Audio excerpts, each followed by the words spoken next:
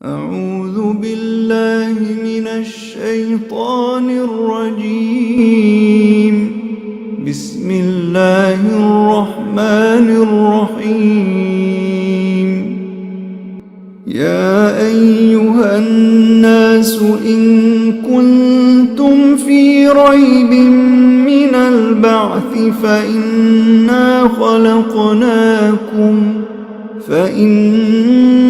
خلقناكم من تراب ثم من نطفة ثم من علقة ثم من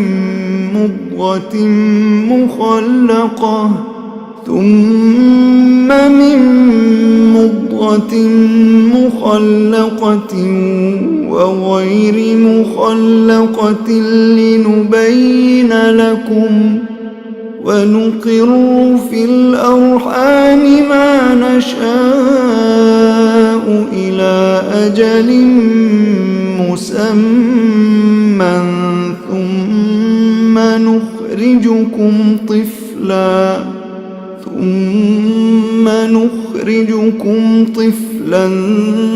ثم لتبلغوا أشدكم ومنكم من يتوفى ومنكم من يرد إلى أرذل العمر لكي لا يعلم من بعد علم شيئا وترى الأرض هامدة فإذا أنزلنا عليها الماء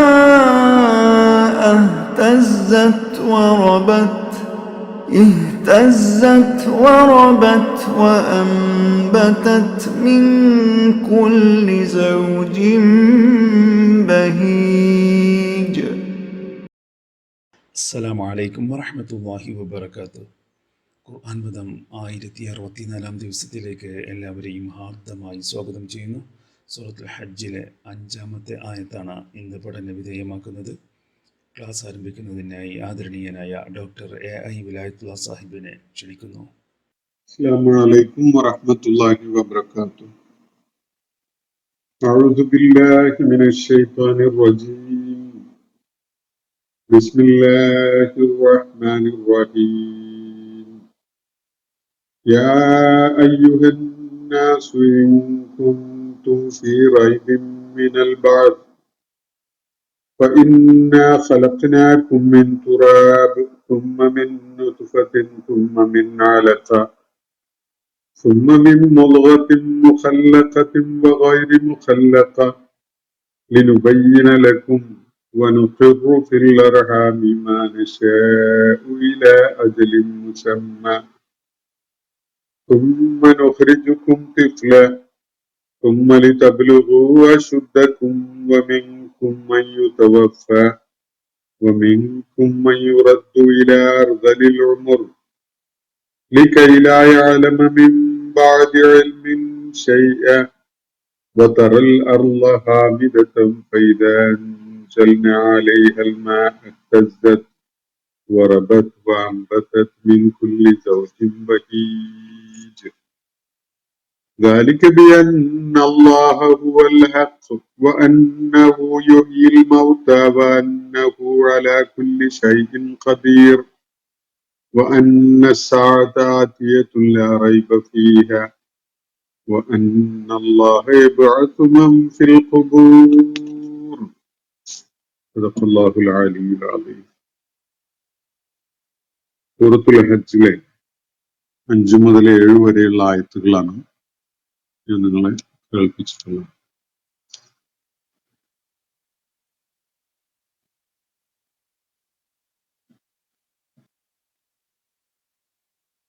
ഇന്ത്യനാളിനെ പരാമർശിച്ചുകൊണ്ട് അതിന്റെ ഭീകരതയെയും അതുപോലെ ആ നാളിൽ കുഞ്ഞിന് പാലൂട്ടുന്ന അമ്മമാര് കുഞ്ഞുങ്ങളെ കുറിച്ച് നിശബ്ദരായി പോകുന്ന, വിസ്മൃതരായി പോകുന്ന, ഗർഭിണികൾ അവരുടെ ഗർഭത്തിലുള്ള ഗർഭസ്ഥ ശിശുക്കളെ അറിയാതെ പുറത്തേക്ക് തള്ളിപ്പോകുന്ന, ജനങ്ങള് ഉന്മാദം ബാധിച്ചവരായി, ലഹരി ബാധിച്ചവരായി, പരിഭ്രാന്തരായി ഓടി നടക്കുന്ന ആ ദിനത്തിന്റെ ഭീകരമായ സാഹചര്യത്തെയും അത് എത്രത്തോളം ഭയവിഹ്വലതയുണ്ടാക്കുന്നതാണ് എന്ന കാര്യങ്ങളുമൊക്കെയാണ് സൂറത്തുൽ ഹജ്ജിന്റെ തുടക്കത്തിൽ പ്രതിപാദ്യമായിട്ട് വരികയുണ്ടായത്. അതിനെ തുടർന്ന് ജനങ്ങളുടെ കൂട്ടത്തിൽ ചിലര് യാതൊരു ജ്ഞാനാടിത്തറയുമില്ലാതെ, അറിവിന്റെ ജ്ഞാനത്തിന്റെ ഒരു പിൻബലവും ഇല്ലാതെ തന്നെ അനുസരണക്കേട് കാണിക്കുന്ന, പിശാചിനെ പിൻപറ്റാൻ വ്യഗ്രത കാണിക്കുന്ന കാര്യവും, പിശാച് തന്നെ ആത്മമിത്രമായി സ്വീകരിച്ചവരെ കൃത്യമായും ലലാലത്തിലേക്ക് കൊണ്ടുപോകുന്നതും അതുവഴി നരകത്തിൽ എത്തിക്കുന്നതുമായ കാര്യങ്ങളാണ് തുടർന്നുള്ള 2 ആയത്തുകളിൽ നാം കാണുകയുണ്ടായത്.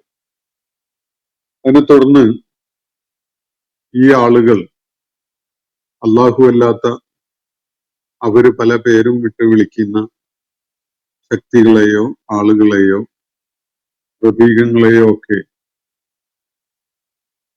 ദൈവമായി കണ്ടുകൊണ്ട് അവർക്ക് വിധേയപ്പെട്ടുകൊണ്ടുള്ള നിലപാട് സ്വീകരിക്കുന്നത് അത് എത്ര അബദ്ധജടിലമായൊരു നിലപാടാണ് എന്നത് അവരുമായി ബന്ധപ്പെട്ടുകൊണ്ടുള്ള വളരെ അടിസ്ഥാനപരമായ ചില കാര്യങ്ങൾ ചൂണ്ടിക്കാണിച്ചുകൊണ്ട് അല്ലാഹു വ്യക്തമാക്കുകയാണ് ഇന്ന് നമ്മൾ വായിച്ചു വെച്ചിട്ടുള്ള ആയത്തുകളിലായിട്ട്. 2 കാര്യങ്ങളാണ് ഇവിടെ പ്രത്യേകമായിട്ട് ഉയർത്തി കാണിക്കപ്പെടുന്നത്. ഇവര് ദൈവമായി അംഗീകരിക്കുന്ന, തങ്ങളുടെ മേലധികാരികളായിട്ട് റബ്ബായിട്ടൊക്കെ അംഗീകരിക്കുന്ന, ആ നിലക്ക് അവര് നോക്കിക്കാണുന്ന ശക്തികള് യഥാർത്ഥത്തിൽ ദിവ്യത്വത്തിന്റെ വല്ല തരിമ്പും ഉള്ളവരാണോ എന്നതാണ് ഇവിടെ ഉന്നയിക്കപ്പെടുന്ന ചോദ്യം. അതിന് സാക്ഷ്യമായിട്ട് അവരുടെ മുന്നില് അള്ളാഹു എടുത്തു കാണിക്കുന്നത് മനുഷ്യന്റെ വളർച്ചാ പരിണാമങ്ങളാണ്. മനുഷ്യന്റെ ഉത്ഭവം അവൻ വിവിധ ഘട്ടങ്ങളിലൂടെ കടന്നു വന്ന് അവന്റെ ആ ജീവിത പ്രയാണം നിർവഹിക്കപ്പെടുന്ന ആ പല ഘട്ടങ്ങളിലൂടെയുമുള്ള അവന്റെ ആ പ്രയാണമായ യാത്ര, അതില് ഈ പറയപ്പെട്ട ആളുകൾക്ക് വല്ല പങ്കുമുണ്ടോ എന്നതാണ് അള്ളാഹു ചിന്തയിലേക്ക് കൊണ്ടുവരുന്ന വിഷയം. മറ്റൊന്ന്, ഭൂമിയിൽ മഴ വർഷിച്ചുകൊണ്ട് അതിനെ തുടർന്ന് ഭൂമിയിൽ ഉണ്ടാവുന്ന മാറ്റങ്ങൾ, ഭൂമി ജീവസുറ്റതായി മാറുന്ന, അതിന്റെ വിവിധ ഘട്ടങ്ങളിലൂടെ ജീവന്റെ തുടിപ്പ് ഭൂമുഖത്ത് അനുഭവപ്പെടുന്നതിന് കാരണമായിട്ട് സംഭവിക്കുന്ന കാര്യങ്ങളെ പരാമർശിച്ചുകൊണ്ടും അള്ളാഹു ഒരു ചോദ്യം മനുഷ്യന്റെ മുന്നിലേക്ക് വെക്കുകയാണ്. ഈ 2 സംഗതികളിലും നിങ്ങൾ ഈ ശിരസേറ്റി നടക്കുന്ന, നിങ്ങളുടെ ആലിഹത്ത് എന്ന വിധത്തിൽ നിങ്ങൾ പരിഗണിക്കുന്നവർക്ക് വല്ല പങ്കുമുണ്ടോ എന്നതാണ് അള്ളാഹു അവരുടെ ചിന്തയിലേക്കായിട്ട്, അവരുടെ ആലോചനയിലേക്കായിട്ട് കൊടുത്തുവിടുന്ന ചോദ്യങ്ങൾ. നമുക്ക് ഈ ആയത്തുകളുടെ പ്രാഥമികമായ സാരം ആദ്യം ഒന്ന് മനസ്സിലാക്കാൻ ശ്രമിക്കാം. യാ അയ്യുഹന്നാസ് തുടങ്ങുന്നത് അങ്ങനെയാണ്, അല്ലയോ മനുഷ്യരെ എന്ന് വിളിച്ചുകൊണ്ടാണ്. എല്ലാ കാലത്തെയും സകല മനുഷ്യരെയും അഭിസംബോധന ചെയ്യുന്ന ഒരു ശൈലിയിലാണ് ഇവിടെ ഈ വിഷയം ഉന്നയിക്കപ്പെടുന്നത്. യാ അയ്യുഹന്നാസ് ഇൻ കുൻതും ഫീ റൈബിൻ മിനൽ ബഅസ്. പുനരുത്ഥാനത്തെക്കുറിച്ച്, മരണാനന്തര ജീവിതത്തെക്കുറിച്ച് നിങ്ങൾക്ക് സന്ദേഹമുണ്ടെങ്കിൽ, സംശയമുണ്ടെങ്കിൽ, ഇതാണ് ഉന്നയിക്കപ്പെടുന്ന ഒരു വിഷയം. പ്രവാചകൻ സല്ലല്ലാഹു അലൈഹി വസല്ലം മുഖേന അള്ളാഹു മനുഷ്യരുടെ മുന്നിൽ അവതരിപ്പിക്കുന്ന ജീവിത ദർശനത്തിന്റെ വളരെ കാതലായ ഒരു കാര്യം, ഈ ഭൗതിക ലോകത്തെ ജീവിതത്തിന് ശേഷം, അതിനെ തുടർന്ന് മരണത്തിന് ശേഷം എല്ലാവരും തന്നെ അള്ളാഹുവിന്റെ മുന്നിൽ പുനരുജ്ജീവിപ്പിക്കപ്പെട്ടുകൊണ്ട് ഹാജരാക്കപ്പെടും. അള്ളാഹുവിന്റെ മുന്നിൽ അവർ ഒരു വിചാരണക്ക് വന്ന് നിൽക്കേണ്ടി വരും. അതിനെ തുടർന്ന് അവന്റെ ഭാഗ്യ ദൗർഭാഗ്യങ്ങൾ തീരുമാനിക്കപ്പെടും എന്നതാണ്. തൗഹീദും റിസാലത്തും ആഖിറത്തുമാണ് ഇസ്ലാമിന്റെ വിശ്വാസ സംവിധാനത്തിന്റെ ഏറ്റവും മൂലക്കല്ലായിട്ടുള്ള കാര്യങ്ങൾ. അള്ളാഹുവിന്റെ ഏകത്വവും അത് മനുഷ്യരാശിയെ പഠിപ്പിക്കുന്ന പ്രവാചകന്മാരുടെ ദൗത്യവും മരണാനന്തര ജീവിതവും, ഈ മൂന്ന് കാര്യങ്ങളാണ്. അപ്പോ മരണാനന്തര ജീവിതം എന്നൊരു സംഗതിയേ ഇല്ല. ജീവിതം എന്ന് വെച്ചാൽ ഇവിടെയുള്ള ഈ ജീവിതം തന്നെയുള്ളൂ, അതോടെ തീർന്നു, മരണത്തോടുകൂടി എല്ലാം കഴിഞ്ഞു, മരണത്തിന് ശേഷം വേറെ ജീവിതമൊന്നുമില്ല, അങ്ങനെ ഒരു പുനരുത്ഥാനമൊന്നുമില്ല എന്ന് പറഞ്ഞുകൊണ്ടിരുന്നവരാണ് മക്കയിലെ ബഹുത്വവാദികളുടെ അവരുടെ കൂട്ടത്തിൽ ഉണ്ടായിരുന്ന ഭൂരിഭാഗം ആളുകളും. ബഹുദൈവ വിശ്വാസികളുടെ, മക്കയിലുള്ള ബഹുദൈവ വിശ്വാസികളുടെ, മുശ്രിക്കുകളുടെ മുഖ്യമായ ഒരു വാദം തന്നെ ജീവിതം എന്ന് വെച്ചാൽ ഈ ജീവിതം മാത്രമേ ഉള്ളൂ, മരണത്തിന് ശേഷം ഇനി വേറൊരു ജീവിതമൊന്നുമില്ല എന്നതായിരുന്നു അവരുടെ വാദം. എന്നാൽ ഇസ്ലാം മുന്നോട്ട് വെക്കുന്നത് വളരെ ഉത്തരവാദിത്വ ബോധത്തോടു കൂടി നിർവഹിക്കപ്പെടേണ്ട ഒരു ദൗത്യമായിട്ടാണ് ജീവിതത്തെ കാണാൻ വേണ്ടി പ്രേരിപ്പിക്കുന്നത്. ഇസ്ലാമിന്റെ ദർശനം ഈ ജീവിതം ഒരു പരീക്ഷണ സമയമാണ് എന്ന കാര്യത്തിൽ ഊന്നിക്കൊണ്ടുള്ളതാണ്. ഈ പരീക്ഷണ കാലഘട്ടത്തിനെ തുടർന്ന് ആ പരീക്ഷണ കാലഘട്ടത്തിൽ മനുഷ്യൻ സ്വീകരിച്ച നിലപാടുകളുടെയും കാഴ്ചവെച്ച പ്രവർത്തനങ്ങളുടെയും അടിസ്ഥാനത്തിൽ അവനെ വിലയിരുത്തപ്പെടുകയും അതിനെ തുടർന്ന് അവന് പ്രതിഫലമോ ശിക്ഷയോ ഒക്കെ ലഭിക്കുന്ന ഒരു സാഹചര്യവും വരാൻ പോകുന്നു എന്നതാണ് ഇസ്ലാമിക വിശ്വാസത്തിന്റെ വളരെ ബേസിക്കായ മൂന്ന് കാര്യങ്ങളിൽ ഒന്ന്. അപ്പൊ ഈ കാര്യത്തില് ഈ മൂന്നാമത്തെ സംഗതി ഉന്നയിച്ചുകൊണ്ടാണ് അതിനെ നിഷേധിച്ചുകൊണ്ടിരുന്ന ആളുകളെ മുഖ്യമായിട്ടും അഭിസംബോധന ചെയ്തുകൊണ്ട് അല്ലാഹു ഇവിടെ ചോദിക്കുന്നത്.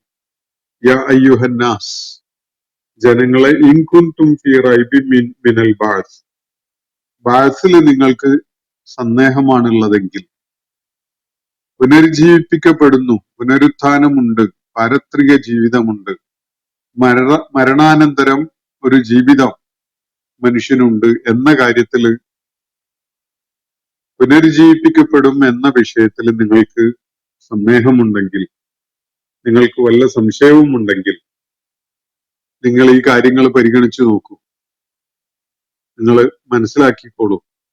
ഫഇന്നാ ഖലഖനാകും മിൻ തുറാബ്, നിങ്ങളെ മണ്ണിൽ നിന്ന് സൃഷ്ടിച്ചത് നാമാണ്. ആ റബ്ബാണ് നമ്മളോട് പറയുന്നത് മരണശേഷം നിങ്ങൾ പുനർജീവിപ്പിക്കപ്പെടും എന്നത്. നിങ്ങളെ മണ്ണിൽ നിന്ന്, നിങ്ങളൊന്നുമായിരുന്നില്ലാത്ത ഘട്ടത്തില് മണ്ണിൽ നിന്ന് നിങ്ങളെ സൃഷ്ടിച്ചത് നാമാണ്. ഫഇന്നാ ഖലഖനാകും മിൻ തുറാബ്, തീർച്ചയായിട്ടും നിങ്ങളെ നാം മണ്ണിൽ നിന്നാണ് സൃഷ്ടിക്കുകയുണ്ടായിട്ടുള്ളത്. അക്കാര്യം നിങ്ങളെ അറിയിക്കുന്നത് നാം തന്നെയാണ്. ഇതേപോലെ നിങ്ങളെ അറിയിക്കുന്ന ഒരു കാര്യമാണ്, മരണശേഷം നിങ്ങൾ എല്ലാവരും എന്റെ മുന്നിൽ ഹാജരാകും, എല്ലാവരെയും എന്റെ മുന്നിൽ ഞാൻ ഹാജരാക്കും. ഈ കാര്യം അപ്പൊ മണ്ണിൽ നിന്ന് നിങ്ങളെ സൃഷ്ടിച്ചു എന്നത് നിങ്ങൾക്ക് സ്വീകാര്യമാവുന്നുവെങ്കിൽ, നിങ്ങൾക്കൊരു ഉത്ഭവം ഉണ്ടായിരുന്നു എന്ന കാര്യത്തിൽ നിങ്ങൾക്ക് സ്വീകാര്യം ആയിട്ട് അത് അനുഭവപ്പെടുന്നെങ്കിൽ, അതേപോലെ തന്നെയുള്ള സുപ്രധാനമായ ഒരു കാര്യമാണ് നിങ്ങളെ അറിയിച്ചിട്ടുള്ള നിങ്ങളുടെ ഭാഗത്ത് നിങ്ങൾ പുനരുജ്ജീവിപ്പിക്കപ്പെടും എന്ന കാര്യം. ഫഇന്നാ ഖലഖനാകും മിൻ തുറാബ്. എന്നിട്ട് നിങ്ങൾ വിവിധ ഘട്ടങ്ങളിലൂടെയാണ് കടന്നുപോയത്. നിങ്ങളെ മണ്ണിൽ നിന്ന് നാം സൃഷ്ടിച്ചു. സുമ്മ മിൻ നുത്ഫ. പിന്നീട് നാം നിങ്ങളെ സൃഷ്ടിച്ചിട്ടുള്ളത് രേതസ് കണത്തിൽ നിന്നാണ്, ശുക്ലകണത്തിൽ നിന്നാണ് നിങ്ങളെ നാം പിന്നീട് സൃഷ്ടിക്കുകയുണ്ടായത്. ആദ്യത്തെ സൃഷ്ടിപ്പിന്റെ തുടക്കം എന്ന് പറയുന്നത് മണ്ണിൽ നിന്നാണ്. മണ്ണിന്റെ സത്തയിൽ അടങ്ങിയിട്ടുള്ളതല്ലാത്തതായി മനുഷ്യ ശരീരത്തിൽ യാതൊന്നുമില്ല. മരണശേഷം മണ്ണിൽ അലിഞ്ഞു ചേർന്ന് കഴിഞ്ഞാൽ മണ്ണിന്റെ ഭാഗമാവുന്ന, സ്വാഭാവികമായും മണ്ണിലെ എലമെന്റ്സിന്റെ ഭാഗമായി തീരുന്നതല്ലാത്ത യാതൊന്നും മനുഷ്യ ശരീരത്തിലില്ല. നിങ്ങളെ സൃഷ്ടിച്ചിരിക്കുന്നത് മണ്ണിൽ നിന്നാണ് എന്നതിനുള്ള യാതൊരു തെളിവും ഈ കാലഘട്ടത്തിൽ ആവശ്യമില്ല. കാരണം മനുഷ്യ ശരീരത്തെ രാസപരിശോധനയ്ക്ക് വിധേയമാക്കിയാൽ മണ്ണിലുള്ളതല്ലാത്ത യാതൊന്നും മനുഷ്യ ശരീരത്തിലില്ല എന്നത് ബോധ്യപ്പെടും. അതിലടങ്ങിയിട്ടുള്ള രാസപദാർത്ഥങ്ങൾ എസെൻഷ്യലി അത് മുഴുവനായിട്ടും തന്നെ മണ്ണിലുള്ള രാസപദാർത്ഥങ്ങൾ തന്നെയാണ്. മനുഷ്യൻ മരിച്ച് മറമാടപ്പെട്ടു കഴിഞ്ഞാൽ അവന്റെ ശരീരം പൂർണ്ണമായി മണ്ണിൽ ലയിച്ചു ചേർന്ന് മണ്ണിന്റെ ഭാഗമായി മാറുകയും ചെയ്യുന്നുണ്ട്. അതുകൊണ്ട് നിങ്ങളെ തീർച്ചയായിട്ടും നാം സൃഷ്ടിച്ചിട്ടുള്ളത് മണ്ണിൽ നിന്നാണ്. തുമ്മ മിൻ നുത്ഫ. പിന്നീട് നിങ്ങളുടെ സൃഷ്ടിപ്പിന് നാം വെച്ച സംവിധാനം രേതസ് കണത്തിൽ നിന്ന് നിങ്ങൾ പിറവിയെടുക്കുക എന്നതാണ്. ശുക്ലകണത്തിൽ നിന്ന് പുരുഷൻ സ്ഖലിക്കുന്ന ശുക്ലത്തിന്റെ ഒരംശമാണ് മനുഷ്യന്റെ സൃഷ്ടിപ്പിന്, മനുഷ്യൻ ഉടലെടുക്കുന്നതിന് വിനിയോഗിക്കപ്പെടുന്ന സംഗതി. മനുഷ്യന്റെ ഉത്ഭവം മണ്ണിൽ നിന്നാണ്. മണ്ണിന്റെ സത്തയിൽ നിന്നാണ് അള്ളാഹു മനുഷ്യനെ സൃഷ്ടിച്ചിട്ടുള്ളത്. അതിനെ തുടർന്ന് പിന്നീട് അവന്റെ ആ നൈരന്തര്യം, വംശപരമ്പര തുടർന്ന് നീണ്ടുപോകുന്നത് രേതസ് കണത്തിൽ നിന്ന് സൃഷ്ടിക്കപ്പെടുന്ന വിധത്തിലാണ്. വളരെ നിസ്സാരമായ ഒരു ശുക്ലകണത്തിൽ നിന്ന്, ഒരിക്കൽ ഒരു നേരം ഒരു പുരുഷൻ സ്രവിക്കുന്ന ശുക്ലത്തില് ലക്ഷക്കണക്കിന് ബീജങ്ങളുണ്ട് എന്നാണ് ശാസ്ത്രം വെളിപ്പെടുത്തുന്നത്. വളരെ ചുരുങ്ങിയ അളവിലുള്ള ആ ശുക്ല തന്തുക്കളിൽ നിന്ന് ലക്ഷക്കണക്കിന് ബീജങ്ങൾ അടങ്ങിയിട്ടുണ്ട് അതില് എന്നാണ്. അപ്പൊ അതിലെ വളരെ നിസാരം എന്ന് പറയാവുന്ന അത്രയും ചെറുതായ, അത്രയും നിസ്സാരമായ, വളരെ ഒന്നുമല്ലാത്ത ഒരു കണികയിൽ നിന്നാണ് പിന്നീട് സൃഷ്ടിപ്പ് നടക്കുന്നത്. സുമ്മ മിൻ നുത്ഫ. ആ നുത്ഫയുടെ ഘട്ടം പിന്നിട്ട് കഴിയുമ്പോൾ സുമ്മ മിൻ അലഖ. പിന്നെ അലഖത്തിൽ നിന്നാണ് നിങ്ങളെ സൃഷ്ടിക്കുകയുണ്ടായത്. പഴയകാലത്ത് രക്തപിണ്ഡം എന്ന് അർത്ഥം നൽകപ്പെടുകയുണ്ടായിട്ടുണ്ട്. അതിനെക്കുറിച്ചുള്ള കൃത്യമായ ധാരണ മനുഷ്യന് ലഭിക്കുന്നതിന് മുമ്പുള്ള ഒരു അർത്ഥകൽപ്പനയാണത്. അലഖത്ത് എന്ന വാക്ക് സൂചിപ്പിക്കുന്നത് ഒട്ടിപ്പിടിച്ച് ഇങ്ങനെ തൂങ്ങിക്കിടക്കുന്ന ഒരു സംഗതി എന്നുള്ള കാര്യമാണ്. ഫെർട്ടിലൈസ്ഡ് ആയിട്ടുള്ള ഈ ബീജസങ്കലനം നടന്നതിന് ശേഷമുള്ള ഏറ്റവും ഏർലിയസ്റ്റ് ഫേസിലുള്ള എംബ്രിയോ, അത് ഗർഭപാത്ര ഭിത്തിയിൽ, യൂട്ടറസിൽ അങ്ങനെ അള്ളിപ്പിടിച്ച് തൂങ്ങിക്കിടക്കുന്ന ഒരു അട്ടയെ പോലെ തൂങ്ങിക്കിടക്കുന്ന ഒരു അവസ്ഥയാണ് അതിനുണ്ടാവുക. തൂങ്ങിക്കിടക്കുന്നത് അല്ലെങ്കിൽ തൂക്കിയിട്ടത് എന്നൊക്കെ അർത്ഥത്തിലാണ് ഈ അലഖ എന്ന വാക്ക് നമുക്ക് അതിനെ ഭാഷാപരമായി വിലയിരുത്തിയാൽ മനസ്സിലാക്കാൻ സാധിക്കും. പഴയകാലത്ത് മുഅല്ലഖ എന്ന പേരിൽ അറിയപ്പെട്ടിരുന്ന കവിതകൾ ഉണ്ടായിരുന്നു. കഅബയുടെ ഭിത്തിയില് കവികൾ കൊണ്ടുവന്ന് തൂക്കിയിടാറുണ്ടായിരുന്ന അവരുടെ കവിതകൾക്ക് അതിനാണ് മുഅല്ലഖ എന്ന് പറയാറുണ്ടായിരുന്നത്. ഇവിടെ ഗർഭപാത്ര ഭിത്തിയിൽ ഒട്ടിപ്പിടിച്ച് അങ്ങനെ തൂങ്ങിക്കിടക്കുന്ന ഒരു സബ്സ്റ്റൻസ്, അതിന് ആധുനിക ഗൈനക്കോളജിയുടെ ഒരു പശ്ചാത്തലത്തിൽ നമുക്ക് അതിനെ ഫെർട്ടിലൈസ്ഡ് ആയിട്ടുള്ള ബീജവും അതുപോലെ അണ്ടവും ചേർന്നുണ്ടായ ഫെർട്ടിലൈസ്ഡ് ആയിട്ടുള്ള ആ ആദ്യഘട്ടം, അതാണ് സൂചിപ്പിക്കപ്പെടുന്നത്. അപ്പൊ നുത്ഫ എന്ന് പറയുന്നത് പുരുഷൻ സ്ഖലിക്കുന്ന, പുരുഷന്റെ ശുക്ലത്തിൽ അടങ്ങിയിട്ടുള്ള ഒരു എലിമെന്റ് ആണ്. അവിടെ ബീജസങ്കലനം നടന്നിട്ടില്ല, അതിന്റെ മുമ്പുള്ള ഘട്ടത്തെയാണ് സൂചിപ്പിക്കുന്നത്. തുമ്മമിൻ അലക്ക, പിന്നീട് ബീജസങ്കലനം നടന്ന അവസ്ഥയിലുള്ള ആ ഒട്ടിപ്പിടിച്ച് തൂങ്ങിക്കിടക്കുന്ന ആ ഘട്ടം. തുമ്മമിൻ മുളുക, പിന്നെ അത് ഒരു മാംസപിണ്ഡമായി രൂപപ്പെടുകയാണ്.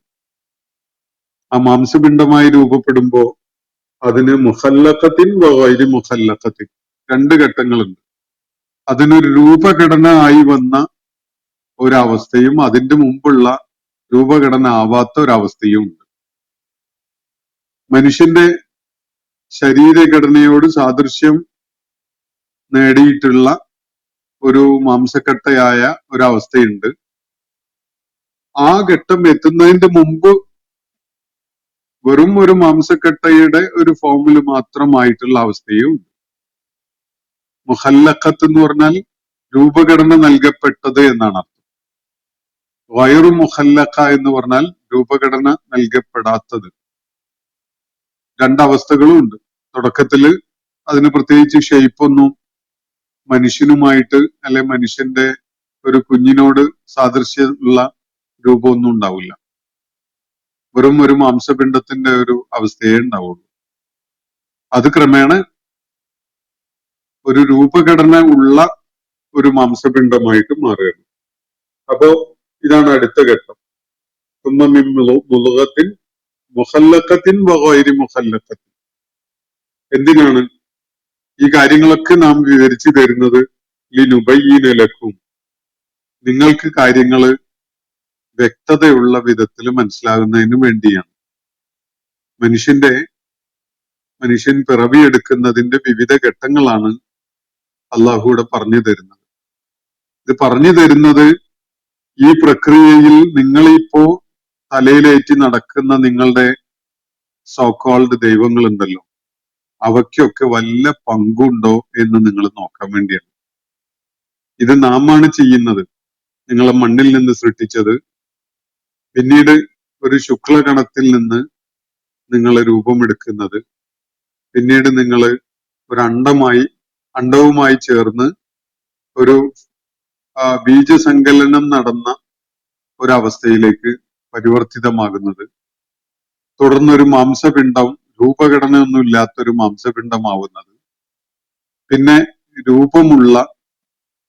രൂപം നൽകപ്പെട്ടിട്ടുള്ള ഒരു മാംസപിണ്ഡമായി മാറുന്നത്. ഈ ഘട്ടങ്ങളൊക്കെ കടന്നാണ് നിങ്ങൾ രൂപപ്പെട്ടു വരുന്നത്. അപ്പൊ ഇതെന്തിനാണ് നിങ്ങൾക്ക് വിവരിച്ചു തരുന്നത്? ലിനുബയ്യിന ലക്കും, നിങ്ങൾക്ക് കാര്യങ്ങളിൽ വ്യക്തതയുണ്ടാകുന്നതിന് വേണ്ടിയാണ്. ഈ പ്രക്രിയയിൽ നിങ്ങൾ ഇപ്പോ പൂജിക്കുന്ന നിങ്ങളുടെ ദൈവങ്ങൾക്ക് വല്ല പങ്കുമുണ്ടോ എന്ന കാര്യം നിങ്ങളൊന്ന് ആലോചിച്ചു നോക്കാൻ വേണ്ടിയാണ്. ലിനുബയ്യിന ലക്കും. അതുപോലെ വനുഖിറു ഫിൽ അർഹാമി മാ നശാ, തുടർന്ന് ഗർഭപാത്രങ്ങളിൽ നാം നിവസിപ്പിക്കുന്നു മാനശാ, നാം ഉദ്ദേശിക്കുന്ന ബീജങ്ങളെ. നേരത്തെ സൂചിപ്പിച്ചുവല്ലോ, ലക്ഷക്കണക്കിന് ബീജങ്ങളാണ് ഒരൊറ്റ തവണ പുരുഷൻ സ്രവിക്കുന്ന ശുക്ലത്തിൽ അടങ്ങിയിട്ടുള്ളത്. അവയിൽ ഏത് ഗർഭപാത്രത്തിൽ തങ്ങണം, ഏത് പുറത്തോട്ട് പോകണം എന്നത് തീരുമാനിക്കുന്നത് അള്ളാഹുവാണ്. നാം ഉദ്ദേശിക്കുന്നത് ഗർഭപാത്രത്തിൽ അള്ളാഹു നിശ്ചയിച്ച ഒരു കാലം വരെ തങ്ങുന്നു. ഇല അജലിൻ മുസമ്മ, നിർണയിക്കപ്പെട്ട ഒരു കാലം നാം നിശ്ചയിച്ച, നാം തിരഞ്ഞെടുത്ത ചില ബീജങ്ങള് അവിടെ തങ്ങുന്നു. ചിലപ്പോ ഒന്ന് മാത്രമായിരിക്കും, ചിലപ്പോ ഒന്നിലേറെ ഉണ്ടാകാം. അപ്പൊ നുഖിറു ഫിൽ അർഹാമി, നുഖിറു എന്ന് പറഞ്ഞാൽ താവളം അടിക്കുക, തമ്പടിക്കുക, താമസിക്കുക എന്നൊക്കെയാണ് അർത്ഥം. പാർക്കുക, ഇതൊക്കെയാണ് ആ വാക്കിന്റെ അർത്ഥം. അതിനാണ് ഞാൻ പലപ്പോഴും സൂചിപ്പിച്ചിട്ടുള്ള ഖറിയ, മഖർ പോലെയുള്ള വാക്കുകളൊക്കെ വരുന്നത്. അഖറ, അഖറ എന്ന് പറഞ്ഞ അറബി ഭാഷയിൽ ഒരു താമസിക്കാൻ സൗകര്യം ചെയ്യാൻ വേണ്ടിയുള്ള ഒരു തമ്പുണ്ടാക്കാൻ കുറ്റിയടിക്കുന്നതിനാണ് പറയാ. അതിനാണ് നുഖിറു ഒക്കെ വരുന്നത്. അപ്പൊ അതവിടെ കുറ്റിയടിച്ച് താമസമാക്കുന്നു, അല്ലെങ്കിൽ പാർക്കുന്നു ഗർഭപാത്രത്തില്. ഇത്രയും കാലമാണ്, ഇല അജലിൻ മുസമ്മ, നിർണിതമായ ഒരു കാലം. ആരാണ് താമസിക്കുന്നത് അവിടെ? മാനശ, ഈ ശ്രവിക്കപ്പെടുന്ന ശുക്ലത്തിൽ അടങ്ങിയിട്ടുള്ള ലക്ഷക്കണക്കിന് ബീജങ്ങളിൽ നാം ഉദ്ദേശിക്കുന്നവ അവിടെ നിർണിതമായ ഒരു കാലയളവിൽ തങ്ങുന്നു, വസിക്കുന്നു. വിശുദ്ധ ഖുർആനിൽ ഗർഭപാത്രത്തിൽ വസിക്കുന്ന കുഞ്ഞിന്റെ ആ അവസ്ഥയില് ആ ഗർഭപാത്രം എത്ര സുരക്ഷിതമായ വാസസ്ഥലമാണ് എന്ന് സൂചിപ്പിക്കുന്ന ചില പ്രയോഗങ്ങളും അതുപോലെ ചില പദങ്ങളും ഒക്കെ കാണാൻ സാധിക്കും. ഞാൻ അതിന്റെ വിശദാംശങ്ങളിലേക്ക് ഇപ്പൊ പോകുന്നില്ല. ഗർഭപാത്രത്തില് നാം ഉദ്ദേശിക്കുന്ന ചിലതിനെ അവിടെ വസിപ്പിക്കുന്നു. ഇല അജലിൻ മുസമ്മ, ഒരുപാട് കാലമൊന്നും നിൽക്കാൻ പറ്റൂല അവിടെ. അള്ളാഹു നിശ്ചയിച്ച ഒരു സമയമുണ്ട്, അത്രയും കാലമേ പരമാവധി പറ്റുള്ളൂ. 9 മാസവും 10 ദിവസവുമോ മറ്റൊക്കെയാണ് കൂടിയാൽ ഗർഭസ്ഥ ശിശു ഗർഭപാത്രത്തിൽ തങ്ങുക.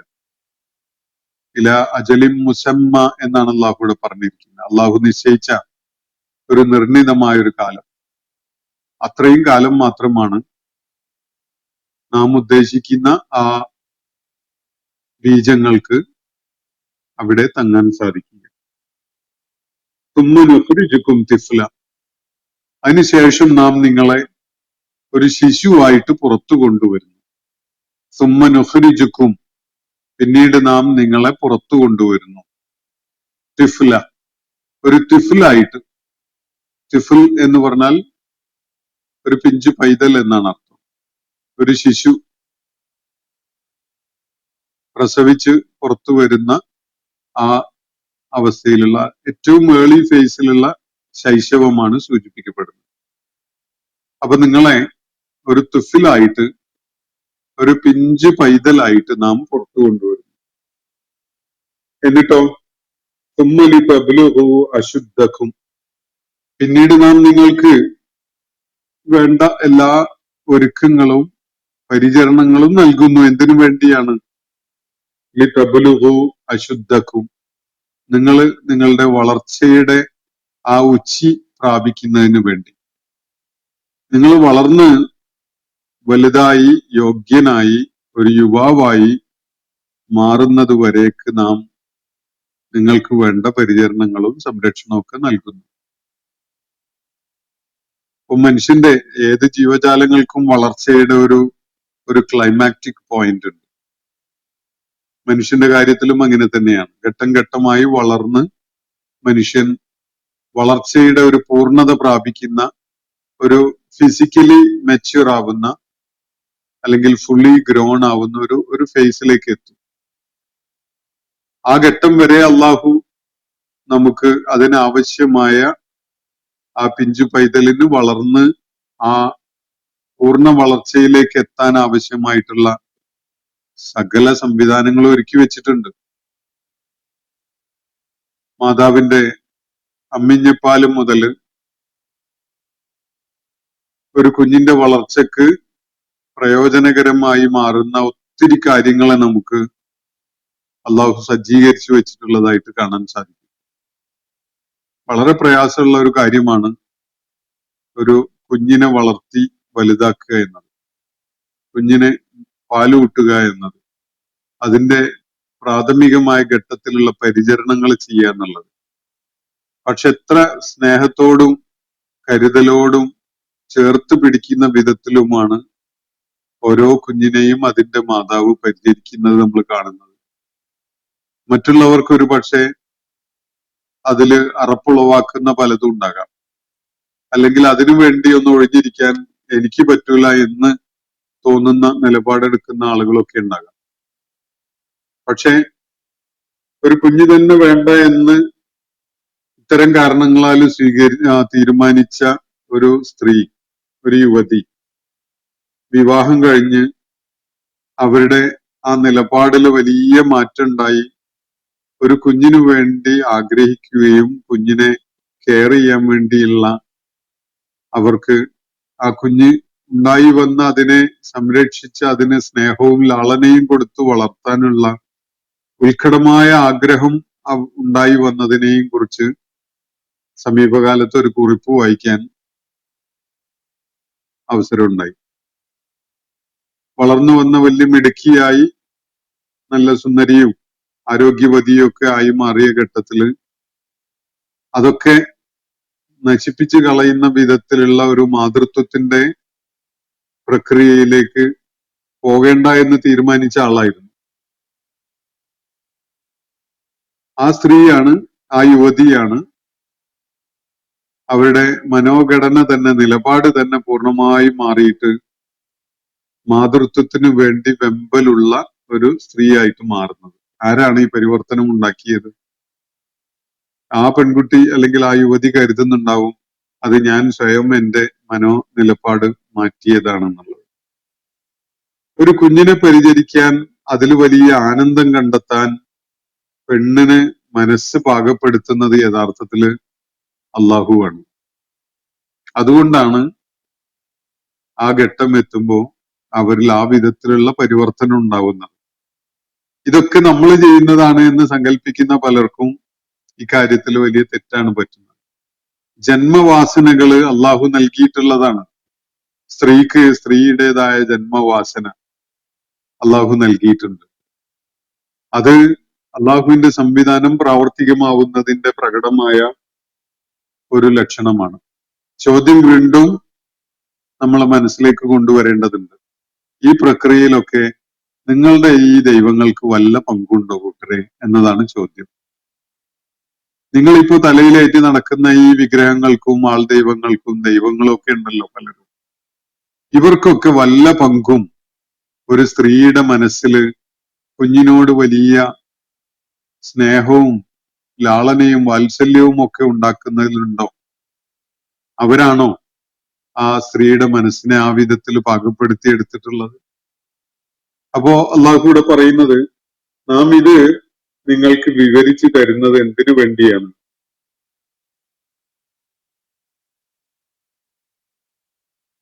തുറന്നു പറയുന്നത്, ലിനുബയ്യിനലക്കും, നാം ഇത് നിങ്ങൾക്ക് വിവരിച്ചു തരികയാണ്. എന്തിനാണത്? നിങ്ങൾക്ക് കാര്യങ്ങൾ വ്യക്തമായിട്ട് ബോധ്യപ്പെടുന്നതിന് വേണ്ടിയാണ്. വനുഖിറു ഫിൽ അർഹാമി മാ നശാഉ ഇലാ അജലിൻ മുസമ്മ, ഗർഭപാത്രത്തില് നാം ഉദ്ദേശിക്കുന്ന അത്രയും എണ്ണം അല്ലെങ്കിൽ ആ പ്രത്യേക ബീജങ്ങൾ, അതില് ഭർത്താവിനോ ഭാര്യക്കോ ഒരു പങ്കുമില്ല. ഭർത്താവിൽ നിന്ന് സ്രവിച്ച് പുറത്തേക്ക് വരുന്ന ശുക്ലം, അതിലെ ലക്ഷക്കണക്കിന് ബീജങ്ങളിൽ ഏത് ബീജം ആണ് അണ്ടത്തോട് ചേരേണ്ടത് എന്നത് തീരുമാനിക്കുന്നതിൽ അയാൾക്ക് ഒരു പങ്കുമില്ല. ലക്ഷക്കണക്കിന് വ്യത്യസ്ത ജന്മങ്ങൾക്ക് സാധ്യതയുണ്ടായിരുന്ന ശുക്ലമാണ്. ആ ശുക്ലത്തില് ലക്ഷക്കണക്കിന് ബീജങ്ങളാണ് ഉണ്ടായിരുന്നത്. അതിലിപ്പോ ബീജസങ്കലനം നടക്കാൻ കാരണമായിട്ടുള്ള ബീജമല്ല, മറ്റൊരു ബീജമാണ് അണ്ടത്തോട് ചേർന്നിട്ടുണ്ടായിരുന്നത് എങ്കിൽ ഇപ്പൊ പിറക്കുന്ന കുഞ്ഞാവൂല പിറക്കുക, വേറൊരു കുഞ്ഞായിരിക്കും പിറക്കുക. അതിന്റെ സ്വഭാവങ്ങളും പ്രത്യേകതകളും അതിന്റെ ലിംഗവും ഒന്നും നേരത്തെ പരാമർശിക്കപ്പെട്ടതിൻ്റെതാവുകയില്ല. അതിന്റെ കഴിവുകളും സിദ്ധിയും നിലപാടും വിശ്വാസവും അതൊന്നും ആദ്യം പിറന്ന അല്ലെങ്കിൽ പിറക്കാനിരുന്ന കുഞ്ഞിൻ്റെത് പോലെ ആവില്ല. അപ്പൊ ആരാണ് ഈ ലക്ഷക്കണക്കിന് ബീജങ്ങളുടെ കൂട്ടത്തിൽ നിന്ന് ഒരു പ്രത്യേക ബീജം അണ്ഡവുമായി ചേരണം എന്ന് തീരുമാനിക്കുന്നത്? അതില് അച്ഛന് പങ്കില്ല, അമ്മക്കും പങ്കില്ല. എന്നിട്ടാണോ നിങ്ങൾ കരുതുന്നത് നിങ്ങളുടെ ഈ വിഗ്രഹങ്ങൾക്കും നിങ്ങളുടെ ഈ കള്ളദൈവങ്ങൾക്കും ഒക്കെ അതിൽ പങ്കുണ്ടെന്നുള്ളത്? അതൊക്കെ നിങ്ങളുടെ വ്യാജമായ വ്യർത്ഥമായ ആലോചനകൾ മാത്രമാണ് എന്നതാണ് സൂചിപ്പിക്കപ്പെടുന്ന കാര്യം. തുമ്മ നുഹ്രിജുക്കും തിഫ്ല, പിന്നെ നാം നിങ്ങളെ ഒരു ശിശുവായിട്ട് പുറത്തു കൊണ്ടുവരുന്നു. തുമ്മലി തബ്ലുഹു അശുദ്ധക്കും, നിങ്ങള് നിങ്ങളുടെ യൗവനത്തിന്റെ വളർച്ചയുടെ ആ ആ ക്ലൈമാക്റ്റിക് പോയിന്റിലേക്ക് എത്തുന്നതിന് വേണ്ടി, നിങ്ങളുടെ വളർച്ചയുടെ അപൂർണതയിലേക്ക് എത്തുന്നതിന് വേണ്ടി, അതുവരെ അതിനു വേണ്ടിയുള്ള പരിചരണങ്ങൾ നിങ്ങൾക്ക് നാം ഒരുക്കുന്നു. അപ്പൊ മിൻകും മയ്യു തവഫ, നിങ്ങളുടെ കൂട്ടത്തില് നേരത്തെ തിരിച്ചു വിളിക്കപ്പെടുന്നവരുണ്ട്, അള്ളാഹു മരിപ്പിച്ച് കൊണ്ടുപോകുന്നവരുണ്ട്. അപ്പൊ മിൻകും മയ്യു തവഫ, കാലമാവുന്നതിന് മുമ്പ് എന്നൊക്കെ നമുക്ക് തോന്നുന്ന വിധത്തില് അള്ളാഹു തിരിച്ചു വിളിക്കുന്ന ആളുകൾ നിങ്ങളുടെ കൂട്ടത്തിലുണ്ട്. വമിൻകും മൻ യുറദ്ദു ഇലാ അർദലിൽ ഉമുർ, വലിയ പ്രായാധിക്യത്തിലേക്ക് എത്തുന്നത് വരെ ജീവിതം നീണ്ടുപോകുന്നവരും നിങ്ങളുടെ കൂട്ടത്തിലുണ്ട്. അതൊക്കെ ആരാ നിർണയിക്കുന്നത്? നേരത്തിന് പ്രായമാകുന്നതിന് മുമ്പ്, യൗവനത്തിന്റെ വളർച്ചയുടെ പൂർണ്ണതയിൽ എത്തുന്നതിന് മുമ്പ്, അല്ലെങ്കിൽ മധ്യവയസ്കനായിരിക്കുമ്പോ, അല്ലെങ്കിൽ താരതമ്യേന പ്രായം കുറഞ്ഞ ഘട്ടത്തില്, അല്ലെങ്കിൽ ശൈശവത്തില് ഒക്കെ മരിച്ചു പോകുന്നവരുണ്ട്. മിൻകും മൻ യുതവഫ, കാലമാവുന്നതിന് മുമ്പ് തന്നെ മരിച്ചു പോകുന്നവര് നിങ്ങളുടെ കൂട്ടത്തിലുണ്ട്. മിൻകും മൻ യുറദ്ദു ഇലാ അർദലിൽ ഉമുർ, പ്രായാധിക്യത്തിന്റെ ആ ദൗർബല്യങ്ങളിലേക്ക് എത്തുന്നത് വരെ നീട്ടിയിടപ്പെടുന്നവരും നിങ്ങളുടെ കൂട്ടത്തിലുണ്ട്.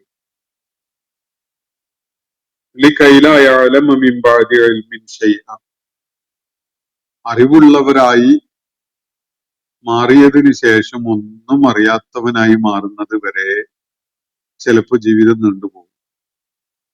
വലിയ ബുദ്ധിവൈഭവം കാണിച്ചിരുന്ന, വലിയ സാമർത്ഥ്യവും ദൈക്ഷണികതയും ഒക്കെ കാണിച്ചിരുന്ന ആളുകൾ ഒരു ചുക്കും ചുണ്ണാമ്പും അറിയാത്ത ഒരവസ്ഥയിലേക്ക് ജീവിത പ്രയാണത്തിൽ എത്തിച്ചേരുകയാണ്. നമുക്ക് നമ്മുടെ കൺമുന്നിൽ തന്നെ അങ്ങനെയുള്ള ആളുകളുണ്ട്. കേരളത്തെ വർഷങ്ങളോളം കേരളത്തിന്റെ ഭരണാധികാരിയായിട്ട് കേരളത്തിൽ വലിയ തലയെടുപ്പോടുകൂടി നടന്നിരുന്ന ആളുകള് പ്രായാധിക്യം കാരണമായിട്ട് യാതൊരു കാര്യത്തിലും സ്വന്തമായിട്ട് ഒരു അഭിപ്രായം പറയാനോ അല്ലെങ്കിൽ നിലപാടുകൾ പറയാനോ കാര്യങ്ങളെ വിലയിരുത്താനുള്ള ഒരു കഴിവുള്ള വിധത്തിലോ ഒന്നുമല്ലാതെ പ്രായാധിക്യത്തിന്റെ ദൗർബല്യങ്ങളിലേക്ക് എത്തി നിൽക്കുന്ന കാഴ്ചകൾ നമ്മൾ കാണുന്നു. വലിയ ബുദ്ധിരാക്ഷസന്മാരോ കഴിവുള്ളവരോ നേതൃപാഠമുള്ളവരോ ഒക്കെ ആയിരിക്കും. അവര് പക്ഷെ പ്രായാധിക്യത്തിൽ അങ്ങ് എത്തിയിട്ട് സ്വന്തം ആവശ്യങ്ങൾ നിർവഹിക്കാൻ വേണ്ടി ഒന്ന് ബാത്റൂമിൽ തനിച്ചു പോകണമെന്ന് പോലും പോകാൻ സാധിക്കുന്നില്ല, പോകണം എന്നുള്ള ബോധവും ഇല്ലാത്ത അവസ്ഥയിലേക്കൊക്കെ ആളുകൾ പ്രായം കാരണമായിട്ട് എത്തുകയാണ്. നേരത്തെ അവർക്ക് പല കാര്യങ്ങളിലും അറിവുണ്ടായിരുന്നതാണ്. ഇപ്പൊ ഒന്നും അറിയാത്ത ഒരു പിഞ്ചു പൈതലിനെ പോലെ ആയി മാറുകയാണ് പ്രായാധിക്യം കാരണമായിട്ട് ആളുകൾ. ഹാമിദത്തൻ, അതുപോലെ തന്നെ നിങ്ങൾ ഭൂമിയെ വറ്റി വരണ്ട ഊഷരതയുള്ളതായി നിങ്ങൾ കാണുന്നു. രണ്ടാമത്തെ ഒരു കാര്യം അള്ളാഹു പറയുകയാണ്, മനുഷ്യന്റെ വളർച്ചയുടെ പല ഘട്ടങ്ങളിലൂടെ പല ഫേസസ് പരാമർശിച്ചുകൊണ്ട് അള്ളാഹു ഒരു ചോദ്യം നമ്മുടെ മനസ്സിലേക്ക് തന്നിരിക്കുകയാണ്. ഇനി അതിന് അതേ വിഷയത്തിലേക്ക് മറ്റൊരു ഒരു ഇമേജ്, ഒരു ചിത്രം അള്ളാഹു നമുക്ക് വേണ്ടി തരികയാണ് ഇവിടെ. വതറൽ അർള ഹാമിദത്തൻ, ഭൂമിയെ ഊഷരമായതായി വറ്റി വരണ്ട് ഉണങ്ങി വരണ്ട് ബാരനായി ഒന്നും ഉൽപ്പാദിപ്പിക്കാത്ത അത്രയും ഊഷരതയുള്ള ഒന്നായിട്ട് നീ ഭൂമിയെ കാണുന്നു. എന്നിട്ടോ ഫൈദ അൻസൽനാ അലൈഹൽ മാ, അതിൽ നാം മഴ വർഷിക്കുന്നു. ഉണങ്ങി വരണ്ട് കിടന്ന ഭൂമി, അതിൽ നിന്ന് ഒരു വിത്ത് പോലും മുളച്ചു പൊങ്ങുകയില്ല എന്ന് നമുക്കൊരു സംശയം ഉണ്ടായിരുന്നില്ല അക്കാര്യത്തിൽ. അത്രയും ജലസാന്നിധ്യമില്ലാത്ത, ഈർപ്പമില്ലാത്ത, ഉണങ്ങി വരണ്ട് കിടന്നിരുന്ന, തരിശായി കിടന്ന ഭൂമി. ആ ഭൂമിയിൽ നാം മഴ വർഷിപ്പിക്കുന്നു. അപ്പോഴതാ അത് തുടികൊട്ടി ജീവനുള്ളതായിട്ട് ഇങ്ങനെയുണ്ട് വരികയാണ്. വറബത്ത്, അതിന് വളർച്ചയും വികാസവും ഒക്കെ ഉണ്ടാവുകയാണ്. മഴ വർഷിച്ച ദീർഘകാലം മഴ ലഭിക്കാതെ ഉണങ്ങി വരണ്ട് ഊഷരമായി കിടന്നിരുന്ന ഭൂമിയെ ഒരു രാത്രി അല്ലെങ്കിൽ ഒരു സായം സന്ധ്യയിൽ മഴ പെയ്ത് ഒരല്പം കഴിഞ്ഞ് അതിനെ ഒന്ന് ഭൂമിയെ, ആ മണ്ണിനെ ഒന്ന് നിരീക്ഷിച്ചു നോക്കിയാൽ നമുക്ക് കാണാൻ കഴിയും മണ്ണിൽ ഭയങ്കരമായ ചലനങ്ങൾ ഉണ്ടാവുകയാണ്. ജീവന്റെ തുടിപ്പ് ഉടലെടുക്കുകയാണ്. അവിടെ എല്ലാം വികസിച്ച് വളർച്ച പ്രാപിക്കുകയാണ്. എഹ്തസ്സത്ത് എന്ന് പറഞ്ഞ തുടികൊട്ട്, അതിന് ഭയങ്കര ഒരു സ്റ്റിറിങ് ഉണ്ടാക്കും, ഒരു ഇളക്കം ഉണ്ടാവുകയാണ്. അത് സസ്യലോകത്തും ജൈവലോകത്തും ഒക്കെ ഉണ്ടാവാം. വറബത്ത്, അതിന് വലിയ വളർച്ചയും വികാസവും ഉണ്ടാവുകയാണ്. അമ്പത്തത് മിൻ കുല്ലി സൗജിൻ ബഹീജ്, അതിനെ തുടർന്ന് അതതാ സകല വിധത്തിലും കൗതുകമുള്ള സംഗതികളെ ഉൽപ്പാദിപ്പിക്കുന്നു. അമ്പത്തത്ത്, ഭൂമി ഉൽപ്പാദിപ്പിക്കുന്നു ചെടികളെ. കാർഷിക മേഖലയിലുള്ള പല ചെടികളെയും മരങ്ങളെയും വൃക്ഷങ്ങളെയൊക്കെ ഉൽപ്പാദിപ്പിക്കുന്നതിനാണ് ഇവിടെ സൂചിപ്പിക്കപ്പെടുന്നത്. നബാത്ത് എന്ന് പറഞ്ഞ സസ്യമാണ്, അതിന്റെ ക്രിയാരൂപത്തിൽ നിന്ന് വന്നതാണ് ഈ അമ്പത്തത്ത് എന്നത്. ഭൂമി ഉൽപ്പാദിപ്പിക്കുന്നു മിൻ കുല്ലി സൗജിൻ ബഹീജ്, അത്യത്ഭുതകരമായ ഇണകളെ. സൗജ് എന്ന് പറഞ്ഞ പെയേഴ്സ് ആണ്. സസ്യലോകത്തും പെയേഴ്സ് ഉണ്ട്, ഇണകളായിട്ടാണ് ഉള്ളത് എന്നത് കൃത്യമായിട്ട് ഖുർആൻ സൂചിപ്പിക്കുകയാണ് ഇവിടെ. അവിടെ മുളപ്പിച്ചുണ്ടാക്കുന്നു, ഭൂമി മുളപ്പിച്ചുണ്ടാക്കുകയാണ്. എന്താണ്? മിൻ കുല്ലി സൗജിൻ, എല്ലാ ഇണകളെയും, ബഹീജ്, അത്യത്ഭുതകരമായ, വളരെ ആകർഷകമായ, വളരെ കമനീയമായ, ചേതോഹരമായ ഇണകളെ അവൻ ഭൂമി മുളപ്പിച്ചുണ്ടാക്കുന്നു എന്നതാണ് അള്ളാഹു ഇവിടെ ചൂണ്ടിക്കാണിക്കുന്ന കാര്യം. ഇങ്ങനെ വറ്റി വരണ്ട് ഉണങ്ങിക്കിടന്ന ഊഷരമായ മണ്ണിനെ മഴ വർഷിപ്പിച്ച് അതിന്റെ ജീവന്റെ തുടി കൊട്ടുന്നതായും അതിന് വളർച്ചയും വികാസമൊക്കെ ഉണ്ടാകുന്നതായും അവിടെ വളരെ ചേതോഹരമായ സസ്യലതാദികളെ കിളിർത്തു വരാൻ കാരണമാക്കുന്നതും നിങ്ങളിപ്പോ സങ്കല്പിക്കുന്ന ദൈവങ്ങളാണോ അതല്ല നാം ആണോ എന്നതാണ് അള്ളാഹുവോട് ചോദിക്കുന്ന ചോദ്യം. ഈ കാര്യങ്ങളിൽ നിങ്ങൾ പൂവിട്ട് പൂജിക്കുന്ന, നിങ്ങൾ നൈവേദ്യങ്ങളൊക്കെ അർപ്പിച്ചുകൊണ്ട് പൂജിച്ചുകൊണ്ട് നടക്കുന്ന നിങ്ങളുടെ ദൈവങ്ങൾക്ക് ഈ പ്രക്രിയയിലൊക്കെ വല്ല പങ്കുമുണ്ടോ എന്നതാണ് ആലോചിക്കാൻ വേണ്ടി അള്ളാഹു മനുഷ്യനോട് ആവശ്യപ്പെടുന്നത്.